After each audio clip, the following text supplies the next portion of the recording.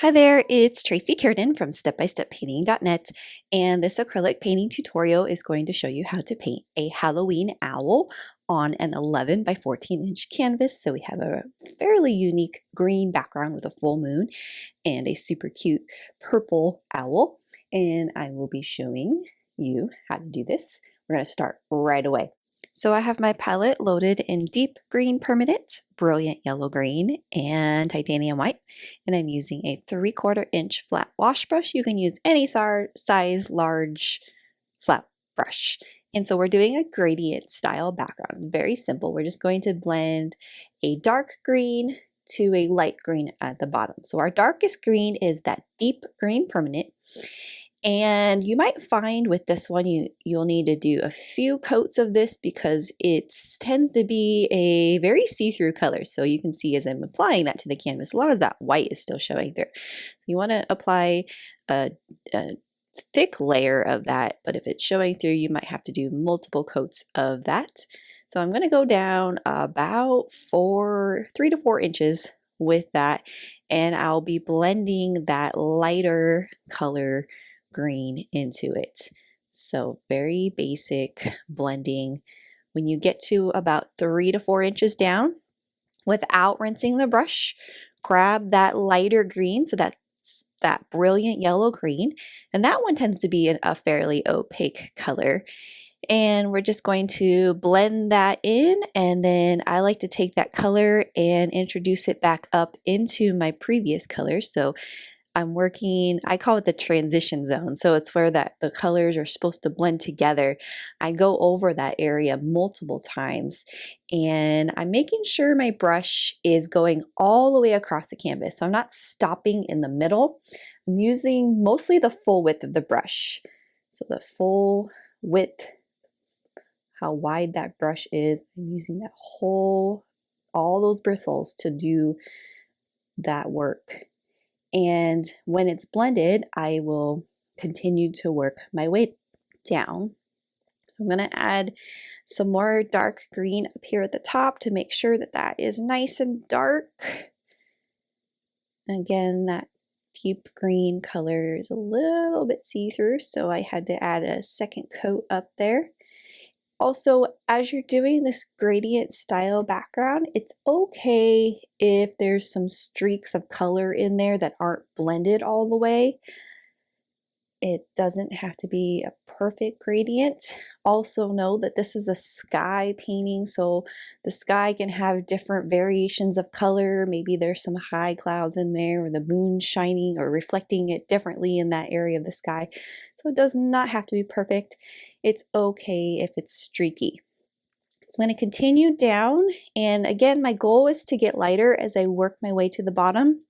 So right now I am using both of the greens. So I'm blending the dark and the light green together on the canvas, doing wet on wet blending.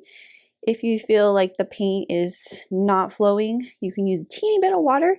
You just don't want to use too much water in this, especially since our greens are already fairly see-through. Adding more water will not help with that. So I'm blending that, and I'm going to continue working my way down. When we get to about the halfway point of the canvas for the background, at that point you can use more of a pure green. So I'm going to add more of this brilliant yellow green to my palette. I did not rinse my brush, so I might have a little bit of that dark green still on there, but for the most part I am loading my brush with just the green. Little boost of water there. So right here our sky is starting to get a little brighter.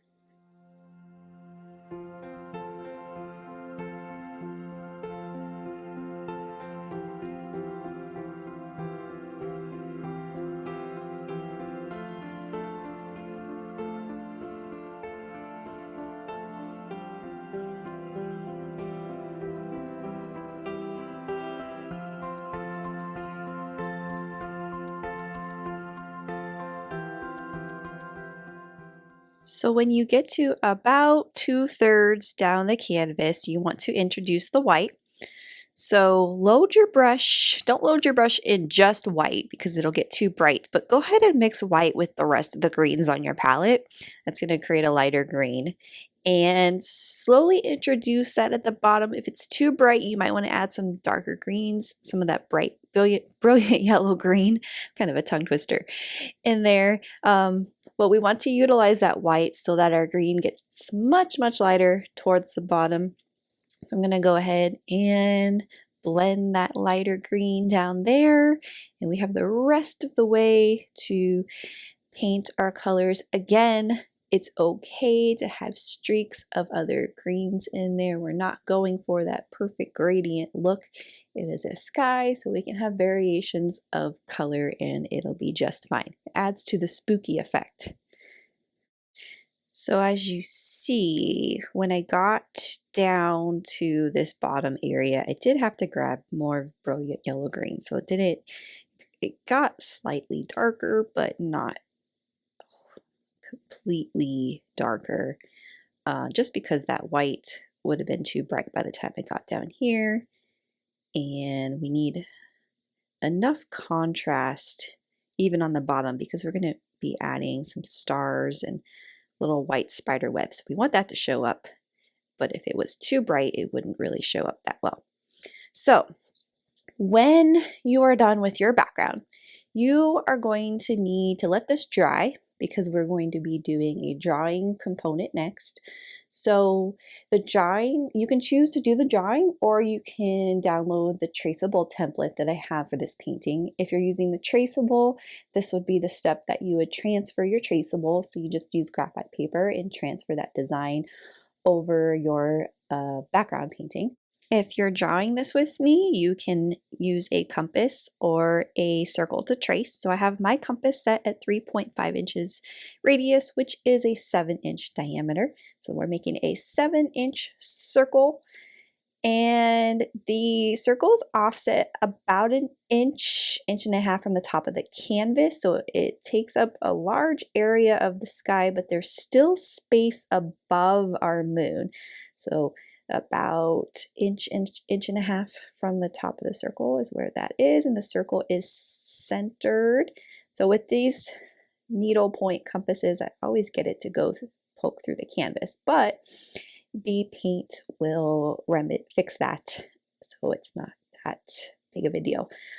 And so we have our circle drawn, and then we're going to go ahead and paint the moon. So if you're doing this traceable, you would likely trace the owl and everything else.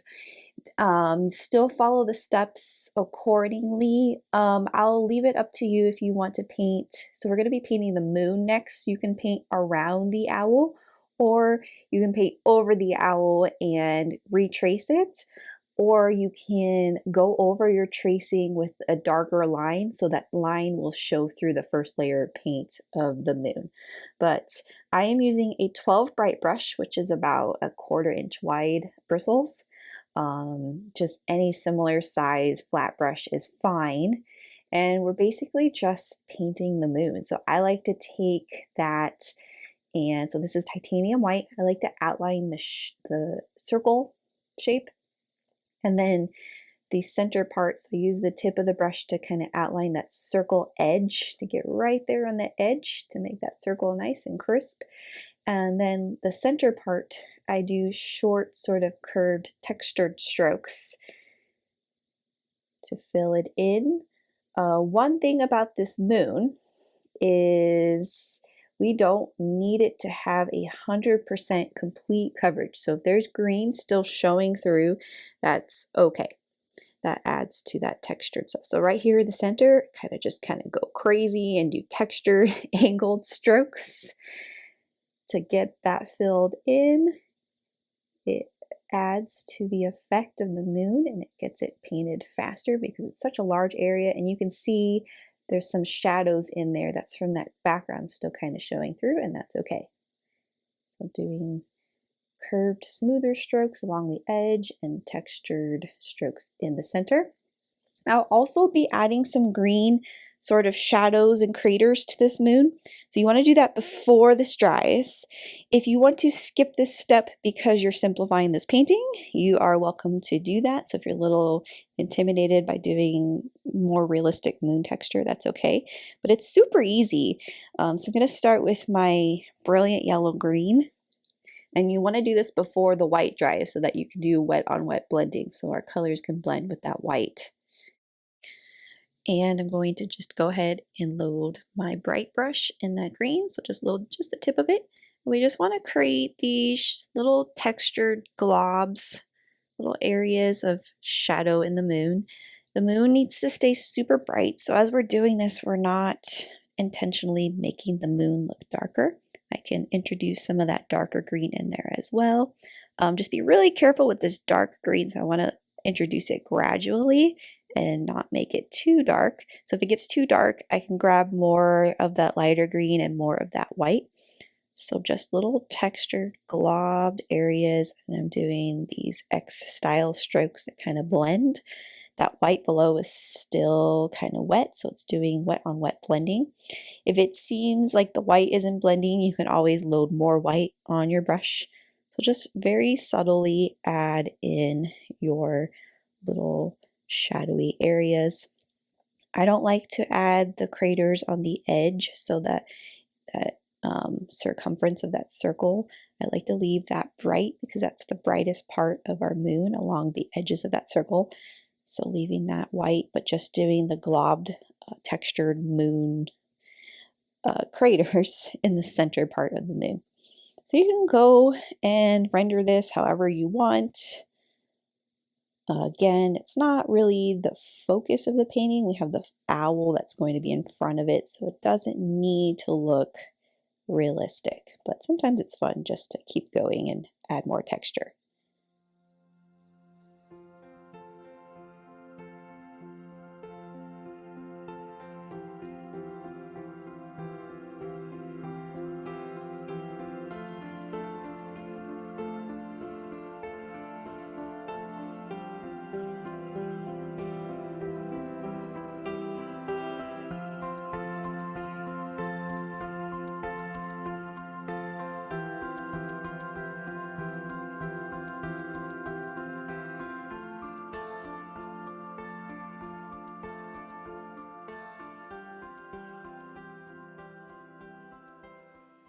Next, I'm going to draw the branches that our owl is going to be sitting on. So we have a whimsical style branch that starts on the left side and it dips down and kind of goes horizontal under our moon.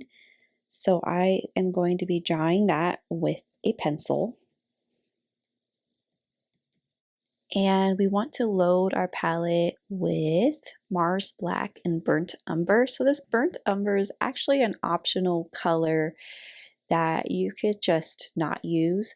Our tree branch, I'm going to be mixing the black and brown together, but if you want to just take out the brown and just paint the branch black, because it's super dark anyway, that is a color that you can omit from this palette, because it's the only time the brown shows up. So we're going to draw our branch first before we paint it in, just so we kind of know what we're doing here. So start on the left at just below the moon. So the bottom part of that circle is where that top part of the branch lines up with. It curves and dips down rather sharply. And I'm drawing a horizontal line to the right, almost all the way to the right of the canvas, and then it curves downward. And then I'm going to give this line a shape. So I'm going to start back where I was before, about a quarter to half inch above that line. And I'm going to make another line offset from it. So that gives that branch a shape. And it gets thinner, so that line gets closer and closer to that other line and curves down. And then I did my first little spiral. So you can copy my spirals, or you can kind of add your own if you want to go crazy and add more. Just keep in mind that we want to, or I'm going to embed a spider web over on the left. So I want to kind of make it so a spider web can fit in that area. And then I did kind of a medium-sized spiral on the tip of that branch and another little curvy loopy thing above it. So we don't have to draw it all out first. We just need a basic guideline for our branch. So as we're painting this in, we can adjust our branch and our drawing will erase. So we want to go ahead And I will be using a number 8 round brush. If you want to use the 4 round, you can, or you can use both. But this 8 round is versatile enough where I can do thicker strokes and allow my branch to get thicker or thinner. So I went ahead and I mixed the brown and the black together. A little bit of water helps boost these 2 dark colors and helps with the flow. You want to, when we do branches, we want to make sure we have a teeny bit of water into that color, and that helps us control the paint better and let it flow. So I'm just painting what I drew in solid. Again, this branch starts out thick and then it gets thinner, and then we can allow it to curve. So for the curves, I found it easier to start at the end of the curve and just use very, very light pressure on the brush, and then go to connect it to the larger piece and then kind of put more pressure on the brush as you get to the part where it joins. That way it gets thinner at the point and then thicker on the end. So just take your time as you're filling these in. This piece is going to curve down, twisting that brush to get that paint right there on the tip. So start at the end and put very light pressure, and then connect it with a little bit harder pressure. And I'm just going back over this very lightly to smooth it out.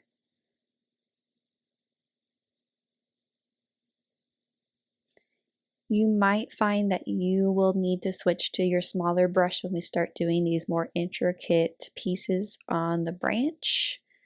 Just making this edge go all the way to the edge of the canvas. That branch should be slightly thicker on the far left. So I'm going to actually grab my number 4 round brush, and this is going to be helpful for some of these smaller curves. So again, twisting that brush as I load it into the color gets that paint right there on the tip. So we have some more intricate spirals, little loops. There's one right here. It kind of goes up. Again, you can add more or change it.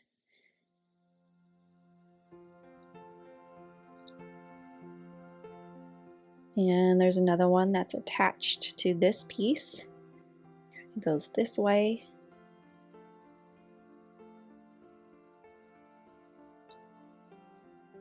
And there's another little piece over here.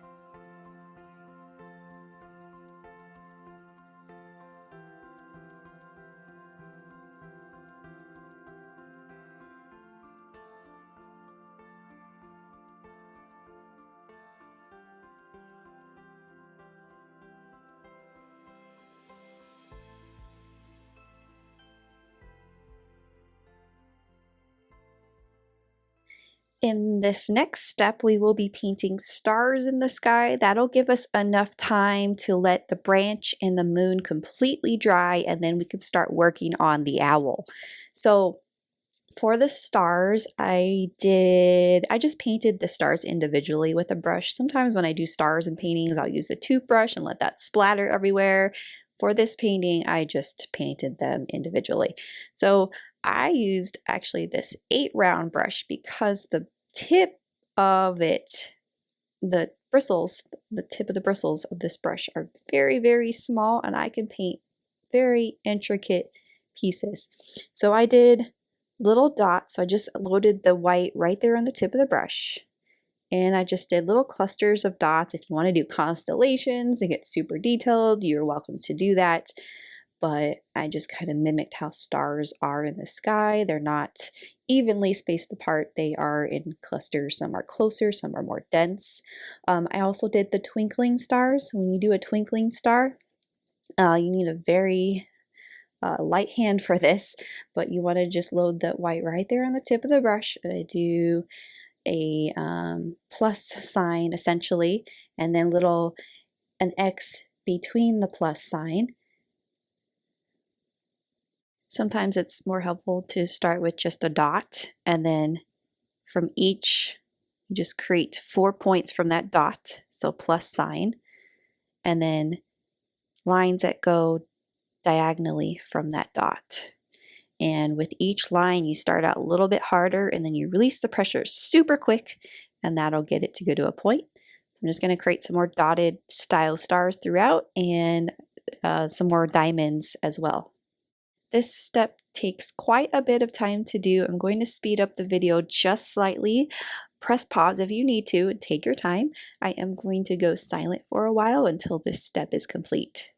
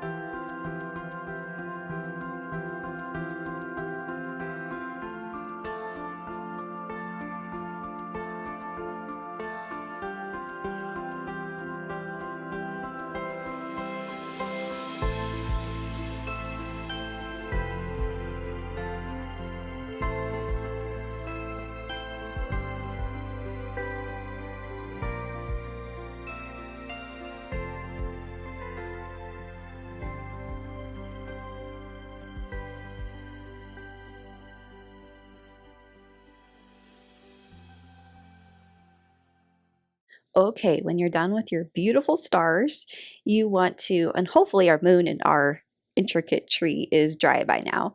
I'm going to go ahead and erase my excess pencil lines here with an eraser.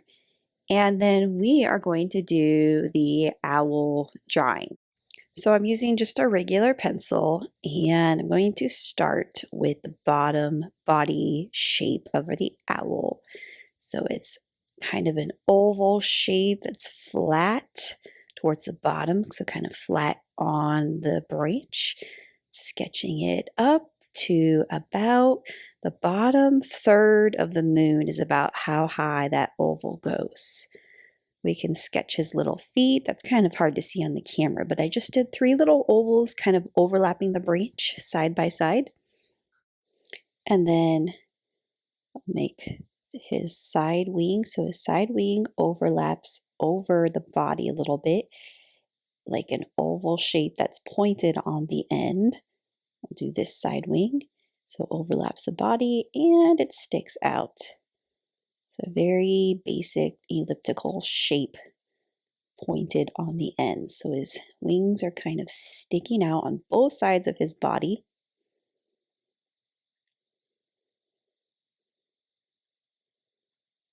And then we can start sketching his head. So I like to start with the eyes when I do the head. That's way I can get the placement of the head correct. So I did 2 circular eyes, or 2 circles.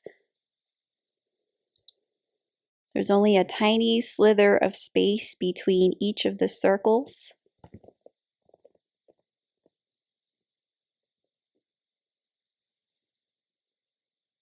And then I can sketch where that head is going to be. So I'm doing a curve on both sides of those circles. That's for the shape of his head. So he is wearing a hat and we don't see a lot of the top of the head. I can do the nose, the beak. It's the beak just below the eyes. It overlaps, so like a triangular shape, it overlaps the body. I can do my inner circle. So this owl has a few inner circles, but I'm just going to do the one inner circle because I can paint the other ones in if I just have that one basic circle shape. I can do the ears. They're kind of pointed and curved, spread apart on each side of the head. And then I can start sketching this witch hat in. So I'm starting below the ears. So there's the part of the hat that dips down behind the head and behind the ears. The top part of, or the bottom part of that hat curves, so that curve can make that top of his head. So that's the side piece that sticks out. And then I can start sketching the shape of that hat very slowly, kind of work my way up. And we have a lot of canvas up here. So we can decide to make this hat super tall, We can make it shorter if you want to make it shorter, but we have all this canvas up here to work with, so I can bring it up. It ended up going over that moon a little bit, over the top of the moon, and then I can kind of sketch it down and have it curve and go to a point. If you want to have your hat go a different direction, you are welcome to do that. I can just slowly sketch it back down until I get that shape that I want. So a lot of this is sketching lightly, going over that shape multiple times, and then when I have the shape that I want, I kind of go over it darker. You're not always going to get that line perfect the first time. You're going to sketch it multiple times and then eventually work your way to where it's darker. I'm kind of going over my owl shape, my wings. So this is just a guideline. It's not set in stone. It's erasable. When we paint it in, we can adjust our drawing as we're painting it in. But we have enough to go off of so that we can start painting our owl in. So I will be using both of my round brushes for this, so the 8 round and the 4 round. And I use Dioxazine Purple, which is a really dark, rich purple, and titanium white. So there's light purple in it and dark purple in our owl, and we'll be using white to mix with our dark purple to make that lighter purple. So you want to load your palette with Dioxazine Purple and your titanium white. And I am going to start with the eyes. I like to start painting my owls by doing the eyes first. So I'm going to load my number 4 round brush with titanium white, and I'm going to start painting the outer circle of the eyes. If it's easier for you, you can actually just paint the entire circle instead of painting the donut shape. So I'll leave that up to you, whatever seems easier, because the inner part is going to be a bright yellow and a black. So painting the entire circle white is not going to make it any harder. So I'm just doing the 2 donut shapes.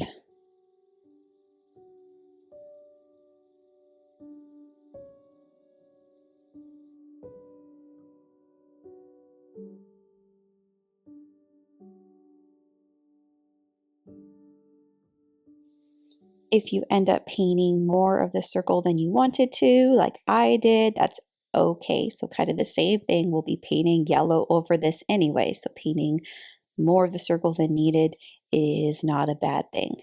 So then I'm going to, without even rinsing my brush, grab my purple and I'm going to mix white with purple. It's going to create a light purple. And we're going to use this light purple to paint the head. So when I do the head, I do strokes that contour around the eyes. So I'm taking my round brush and the purple and white, and I'm painting in a circular direction around the eyes.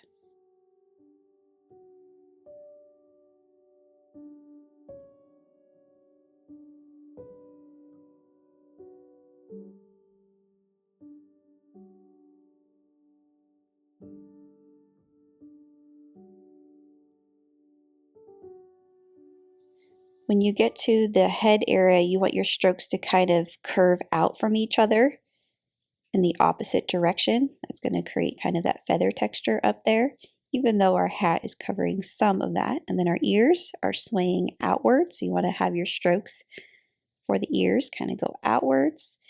As you're loading your brush, you might grab different amounts of purple and white for a little bit of color variation, and that's fine. Generally, this should be a lighter purple. So see what happened right there? I grabbed more white than the amount that I have been grabbing, but I just kind of blended that in, and it's creating a nice variation of purple. Also gives it a little bit of feather texture to do that wet on wet blending. I'm just going around the eyes. So if you notice your white circles are kind of wobbly at this point because maybe you didn't paint close enough to them or too close, that's okay, because when this purple dries, we can go back and we can retouch up that circle in the eyes later.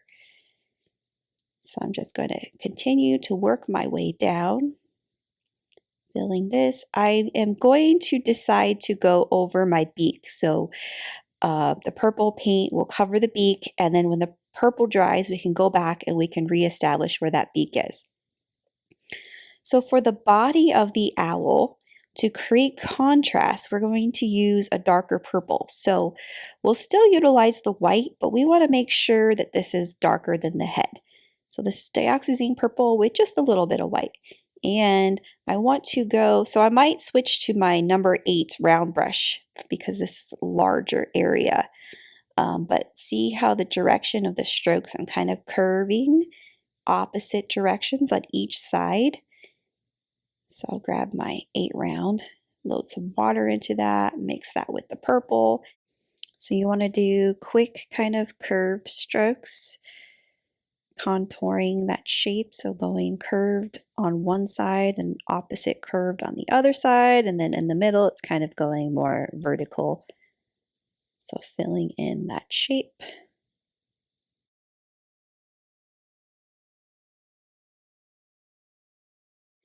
Then I can add some lighter colors in here. So I'm kind of going over this wet on wet blending with that lighter purple, but I still want to make sure that the bottom body part is darker than the top, the head part of the owl. So we can kind of create some feather texture, and the strokes are going kind of in that same direction with that lighter color. Doing wet on wet blending, but not over blending it. Painted that smaller area under where that beak is.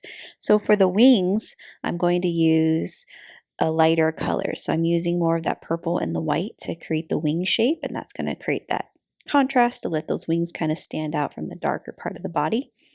So almost the same color as the head, so that purple and white. So I did the shape, doing the same kind of curved textured strokes, filling in the wings.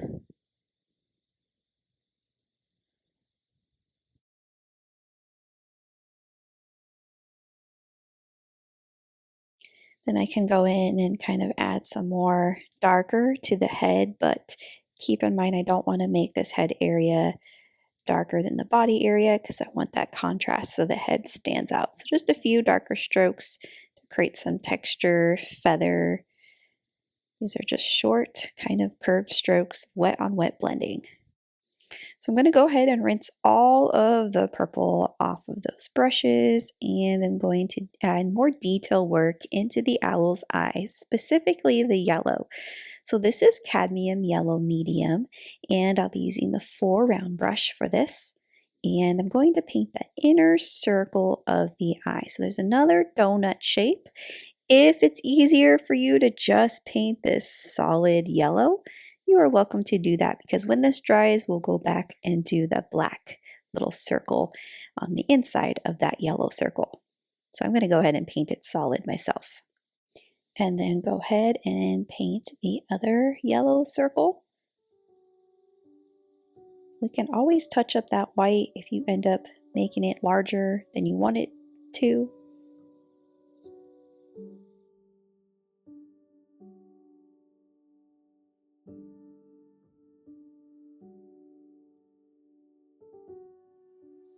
Next, we'll go ahead and rinse that off and do the beak. So in the claws. So you want to make sure your purple's dry. And we want to do a white layer on this first. Yellow tends to be a see-through color. So if we didn't have that white layer, so I'm just going to paint the shape of the beak, fill it in solid. If we didn't have that white layer, that yellow wouldn't be bright. So we'll let that white dry, and then we'll go back and do the yellow over the beak. And I'll go ahead and do the claws as well. So I'm painting just 3 ovals side by side. They're attached to the branch. They can kind of curve, but just keep it simple. And then again, when that dries, we can go back over it with orange or yellow. Next, I'm going to start working on the hat. So I want to rinse and grab the black, watering down that black just slightly so it'll be nice and flowy, twisting it to get that paint right on the tip of the brush. And I'm going to start on the part of the hat that's kind of behind his ears and just slowly kind of sketch that out.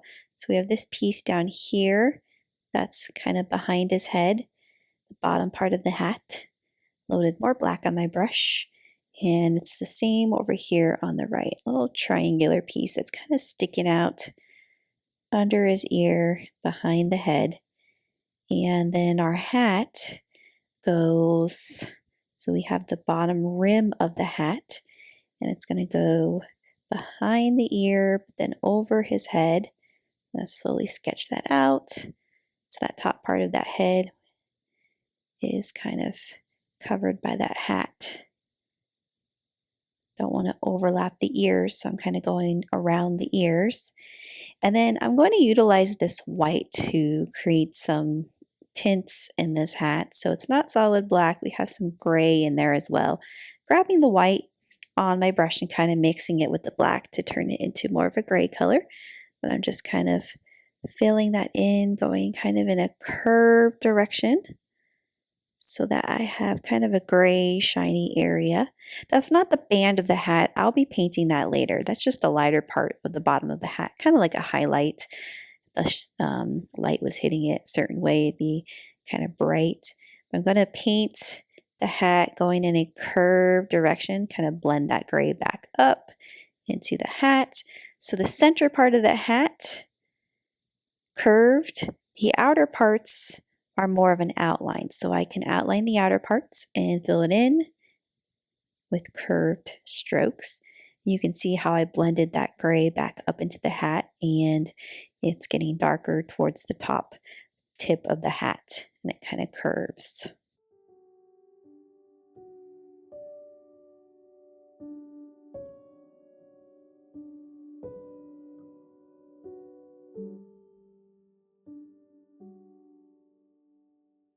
Before this black dries, I'm going to grab a little bit of white. Just be careful not to do too much white, especially if you want that hat to be nice and dark.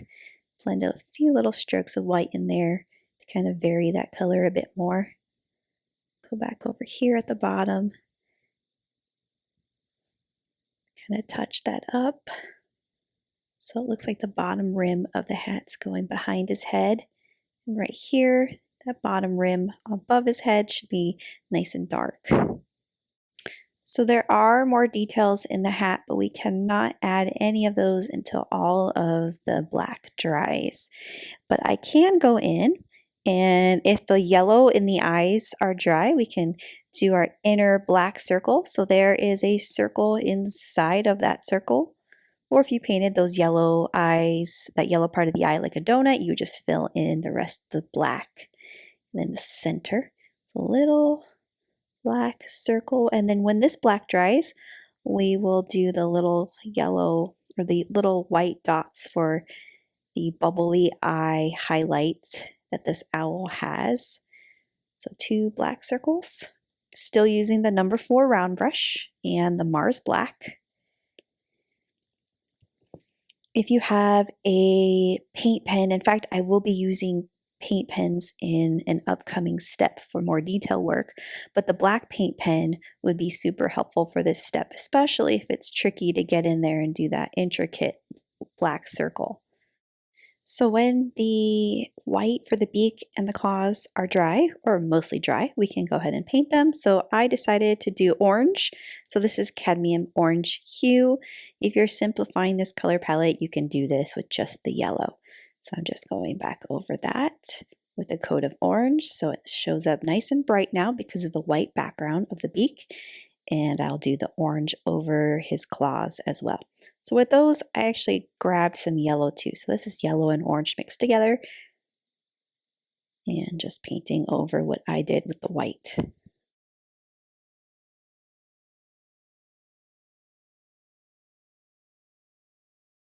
And then I'm going to add a little bit of yellowish orange in the eyes. This is optional. It's kind of a detailed step that you don't have to do, but I wanted to blend in some yellow orange just on the left part of the eyes and then have it blend to the yellow towards the right. Gives his eyes a little bit more of a golden color.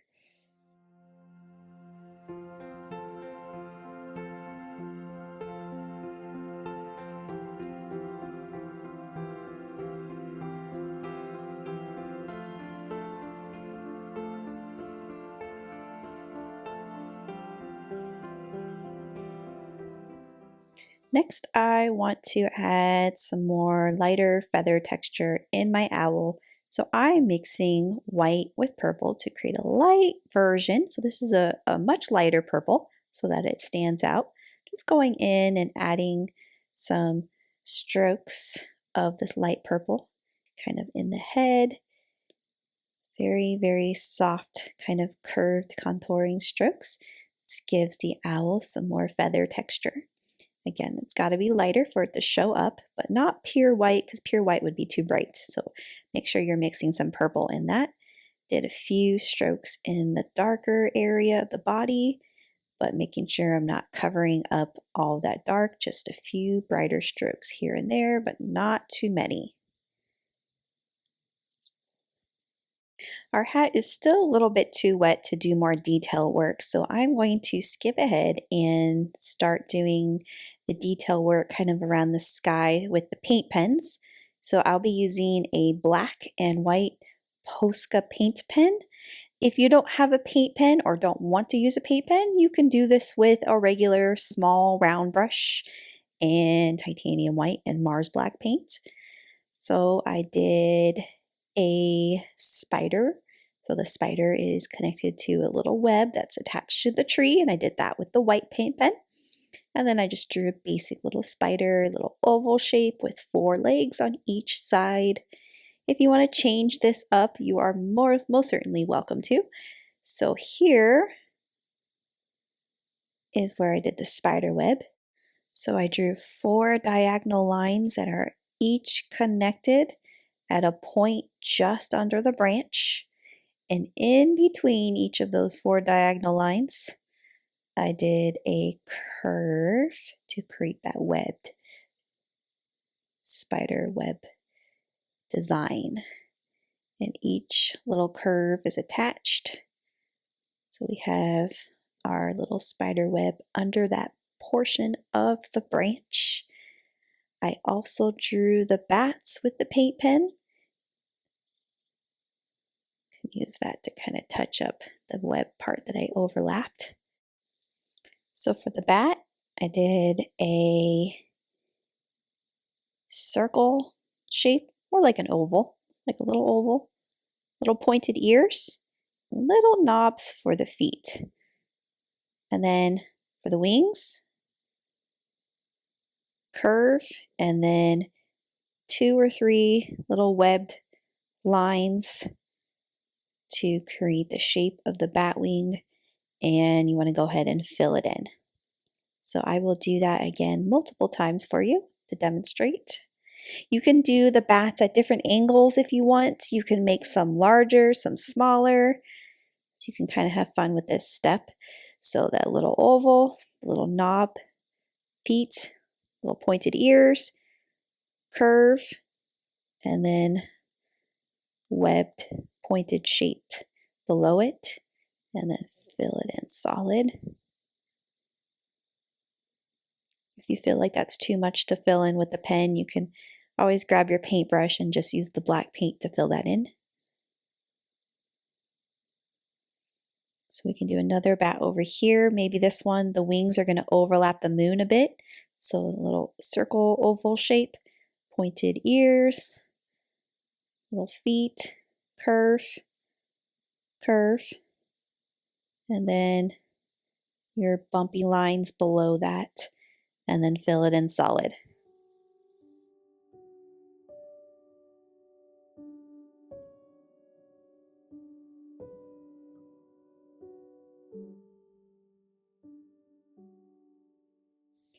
Next, I'm going to go ahead and do that white band that's on the hat. So I'm just taking my 4 round brush and a little bit up towards the bottom area of the hat, painting an area of white. So when this dries, I will do the yellow over it. So it's going in a curved direction. Then I'm going to do the 2 little dots that are in the eye. So 1, 2, the left part, so going in a diagonal direction, using just the tip of your round brush. So bigger dot at the top, smaller on the bottom. And that is how you create the bubble eye effect in these owls. I'm just touching up that outer part of the white circle. You can do the same, especially if that purple is dry, then we can go ahead and redefine those eyes, make them bigger if we need them to. Also did a second coat of orange on his beak, and then I grabbed the white and did a little white line on the right part of the beak for a little highlight. And then we can do more detail work in the hat. So I'm going to rinse my brush off and grab the yellow. So the band that we painted white first, I'm just going to go back over that with the yellow color. You can change the color if you want.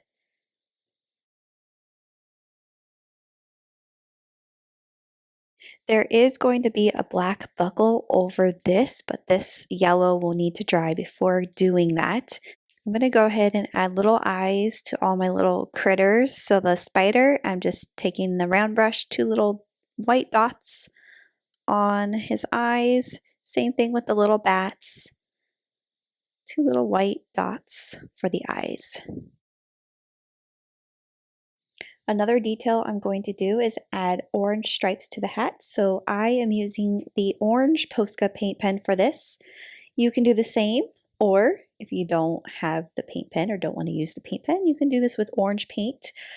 If you want the orange to show up super bright, you may need to do a layer of white first and then go back over your white with the orange.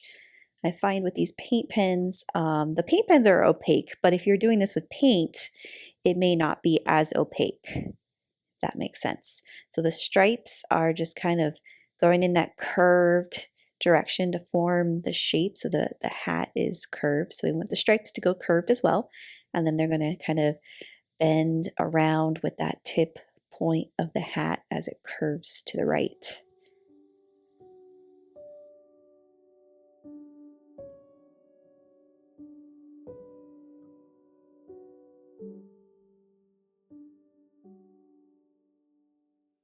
And then I can switch back to my black paint pen and do the little buckle. This can also be done with a number 4 round brush and Mars black paint if you prefer to do it that way. So I'm just doing a square that's kind of embedded into our yellow portion of that belt.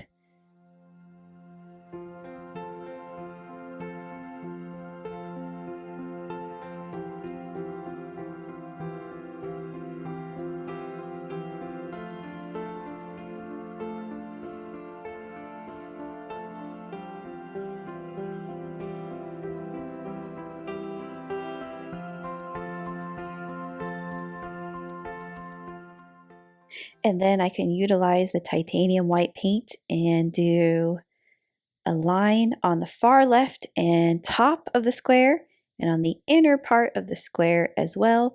Gives it that buckle highlight. And that was the final step in this tutorial. If you wanted to go in and add more detail work, maybe more bats, maybe some fall leaves, a ghost, you're welcome to do that. But this is the conclusion of how to paint a Halloween owl. Thanks for watching, and thanks for painting with me.